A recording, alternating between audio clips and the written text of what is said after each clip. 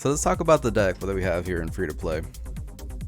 Some of you guys were asking, what the deal was and what my opinion was on the deck and what it should be. And for the most part, free to play actually agreed. Our CVC department, basically our TVT committee, right, takes care of that, and so there was a couple of vocal people that were able to make this happen. Ricardo says, send a DM to Odoru. Bro, thank you so much, my guy. Cooley says, what? No Psalm? Bro, yeah, let me tell you about that. Let me tell you. Let me explain you.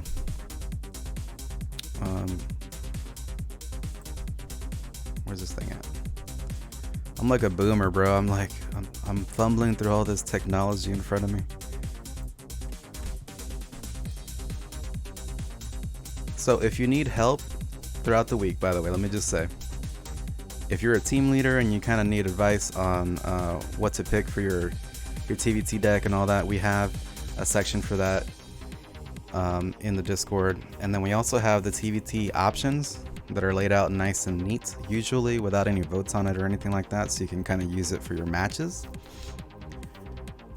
But if you need opinions, of course, we have lots of bros there that will help you kind of talk you through the choices and that kind of deal, right? So yeah, Cooley's talking about no Psalm. And yeah, bros, that does sound pretty surprising. But what you got to think about this week, you got two things that's going to stop that Psalm pretty easily and or turn the game around on you completely.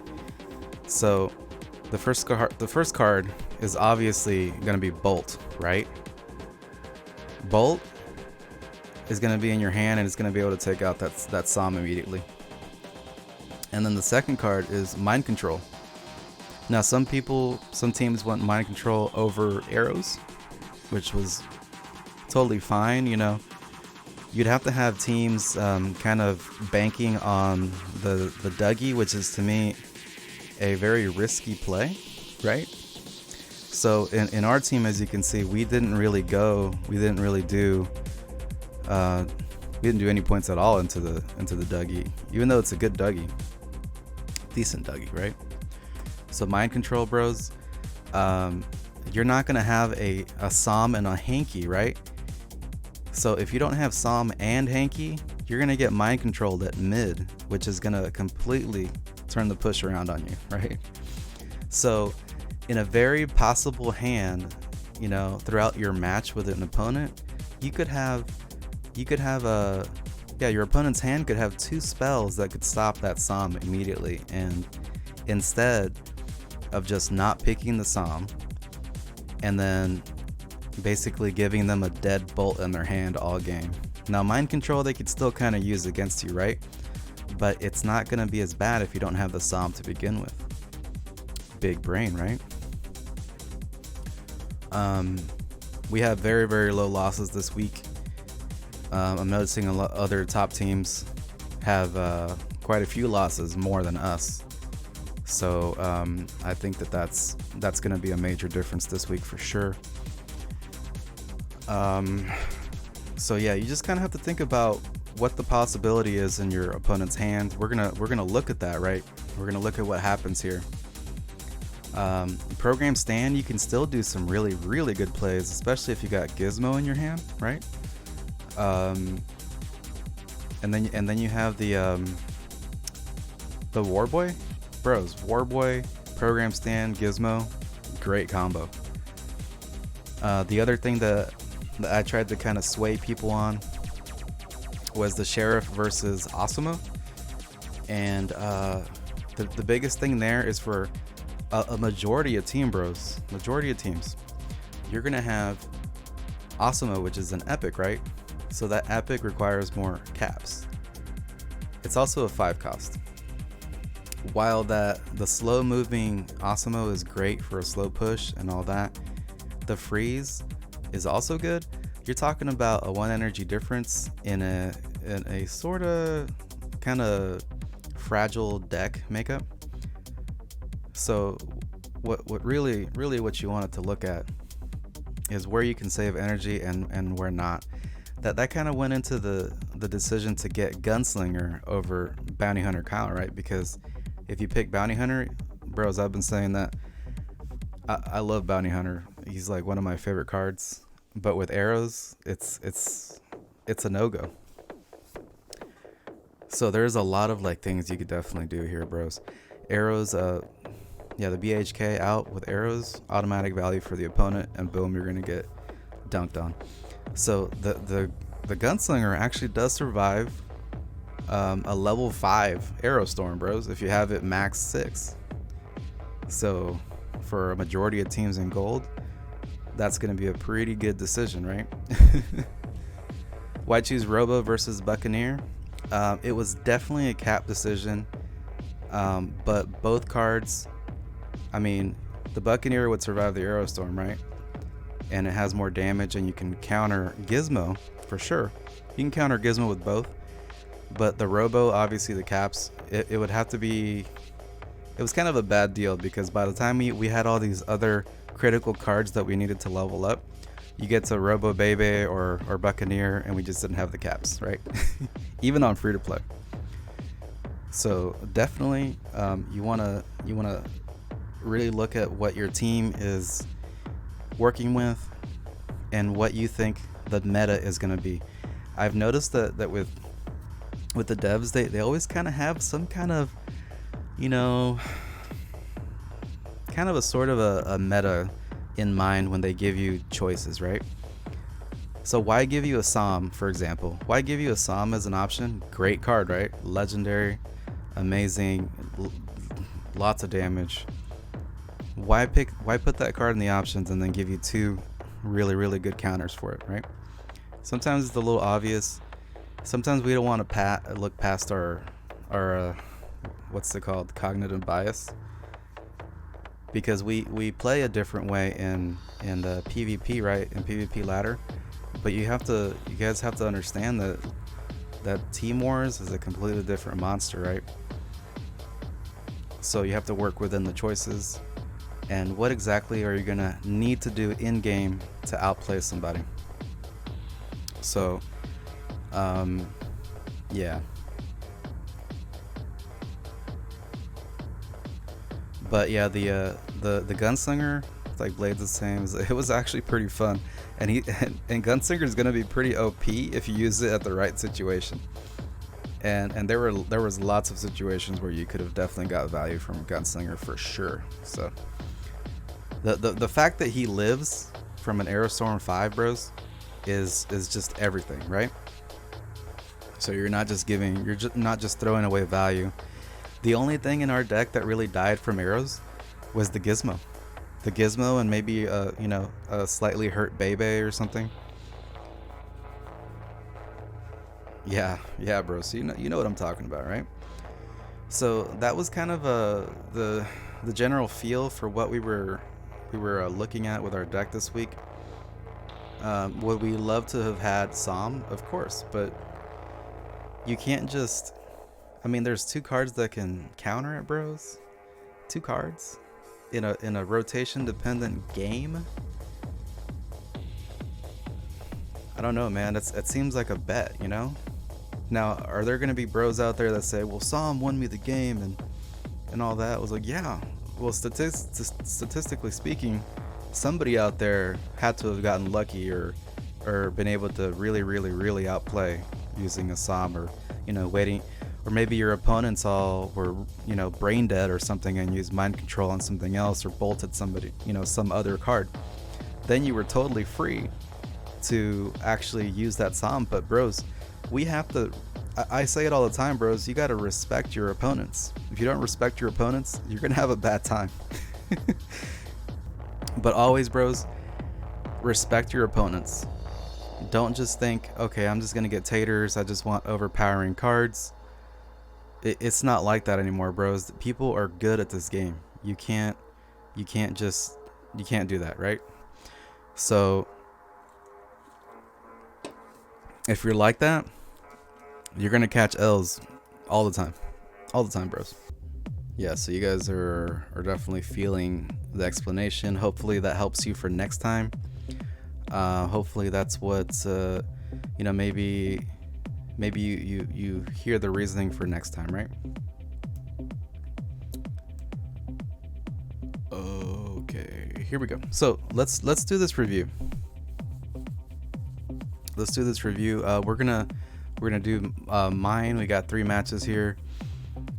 If you want me to review your TVT live, like I said at the beginning of the stream, please DM me your YouTube link.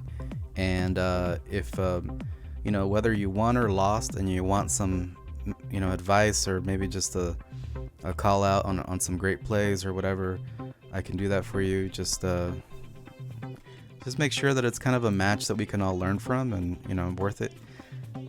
Definitely don't want to see something like you being at 9k elo and then you have a 2k elo opponent, right?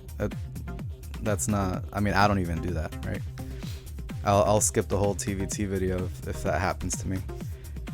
So what we're gonna do is also, we're gonna do freeze frames just like in those videos where I show you guys what's up, what's going on, blah blah blah, right? We got Luber 1993.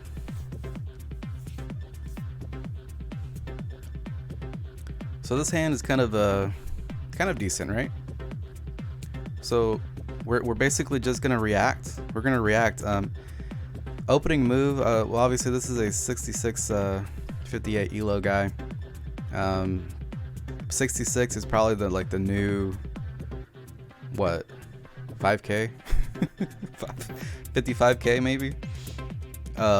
So this right here, this opening move is just kind of weird, right? Now why is it odd? Pocahontas Randy is a 5 unit or 5 cost unit, right? If you play something high cost right in the center, that means you have at least 5 energy left, right? And then so you're throwing in a really I would say Pocahontas, if you went Pocahontas, is going to be kind of a critical unit for you to save and use correctly. So if you put it in the middle and he's walking in, you're going to play aggro, right? You're not going to be able to put energy to defend Pocahontas, and you're not going to give him enough time to build up any Indian defenders, right? So here he's giving me all the advantage. Even though he's putting that 5 unit cost card in mid, I'm still putting my Sheriff behind New Kid because I have the timing on my side. So I put out Sheriff, right? Here's Sheriff's coming in behind New Kid. I'm gonna have 6 energy left, and let's see what happens.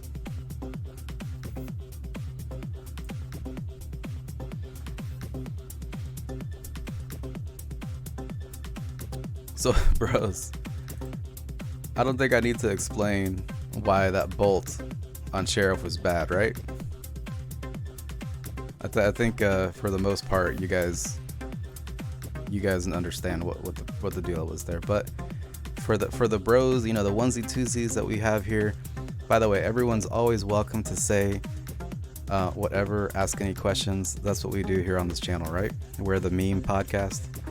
We learn from each other, from anything that we see, so we can always ask questions. So, but just for those bros that might be newer, that bolt is just adding damage. It didn't even seem like it was a whole lot of damage, but in general, you don't really want to bolt something that has a lot of health. Even if you were trying to finish it off, there's a chance that you already committed energy toward that 4 cost unit, right? So you've got a lightning bolt, which is 4 energy, and then you're putting in the 5 cost Pocahontas, so you've already put 9 energy towards taking care of a 4 energy cost unit. And to boot, he puts in that war boy at mid, which is just a shame.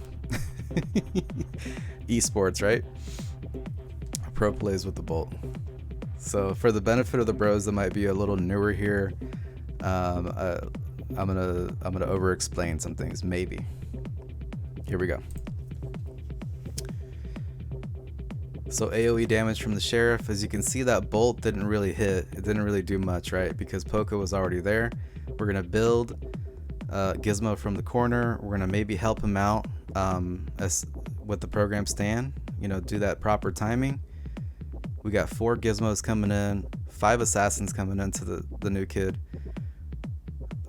He thought maybe that bounty hunter was gonna stop him. We froze the BHK with the program. He sends out arrows to kill 1 Gizmo, and we're just gonna ram him with our dead Dougie, just to kind of put him out of his misery, right? So that was now I know that he had a few lower levels than me, but there was definitely better plays that he could have done, right? To make it not easy for me. So it's like I said, you know, the 66 elo, 6k elo is like the new, I don't know, 55. Just chalk it up to experience, I guess, right? Okay, we got San Pablo with Columbia Scout H2. Macker says, I love that Gizmo survived the blast. Bro, yes. So here we go. He's starting off with a level 1 Som, unfortunately. So that kind of makes me react a little different than I would have if it were maybe a level 4 or something. So it's kind of sitting on 10 energy, and I just I throw that assassin in. 6 element, I kind of aim for the Som. Able to hit it. He kind of hits me with that level 3 Dougie. Arrows are fine here. It's an equal exchange. Damages the Pocahontas Randy as well. Save the charge for when Pocahontas is dead. Get the vacuum out. Vacuums are going to be infinitely better than the Indian defenders in TVT Bros. So if your team can afford Sixer over Pocahontas, it's one of those things where I would always recommend to do that. So Randy is almost dead, so we're gonna restart our push from new kid, right? But look at those vacuums, bros. He's got 3 units on that 1 vacuum. Now granted, it is a level 5, but it took them quite a bit to break through, right? So now we just have to respond to the 3 ranged units. We're gonna put a little bit of meat in between the 2 ranged. He responds with a Gizmo to the Bebe in mid, and we're gonna use, see, there's an arrow storm right there, and everything survived. So we're gonna be able to walk right up and just continue to take care of business. Deckhand coming in, anything comes out, we hit with program stand, and he's unable to or just doesn't, and that was a good game. So you guys had a really good example of why we went Gunslinger over Bounty Hunter. Hopefully that made a lot more visual sense for you. Macros says also no Som. Yep, because you got that mind control that can turn your entire push against you, bro, and then you also have Bolt. So the Bolt alone is reason enough to not choose the Som, right? If you choose program stand, then you give them a dead Bolt, or they're forced to take an uneven trade, right? Because nothing else is going to really be worth bolting unless you are going to be messing around with the Dougies, and we also chose to leave our Dougie dead. Okay, so we got MC Dingle sitting at 8379. Here's one of my favorite things to do with the Sixer bros. You wanna start them off in the corner, like deep into the corner, right? Because by the time you get to mid, you've got a built up kind of vacuum army, like maybe one or two. By the time you get to their new kid, you're talking about maybe 3, 4 if they actually left it alone. So it creates its own push over there. You really only have to support it with anti-air stuff, like a ranged thing like Robo Baby or something, right? So good idea to start your sixer in a corner because it gives them something else to focus on. So you can split your push, right? 5 energy left here. Let's go.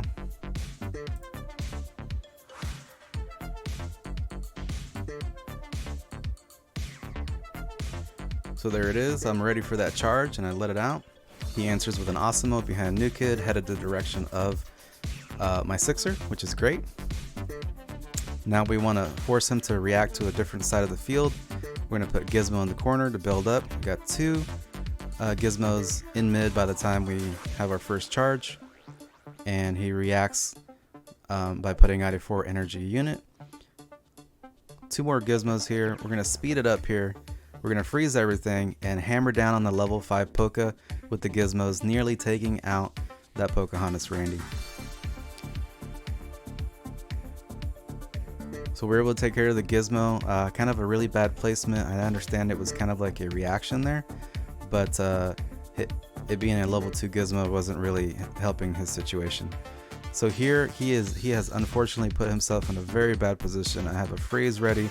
I have all kinds of units, and he gave me the fart. I forgot, but bros, yeah, it's just he put himself in several bad positions, which caused this overwhelming force to come in and slay, right?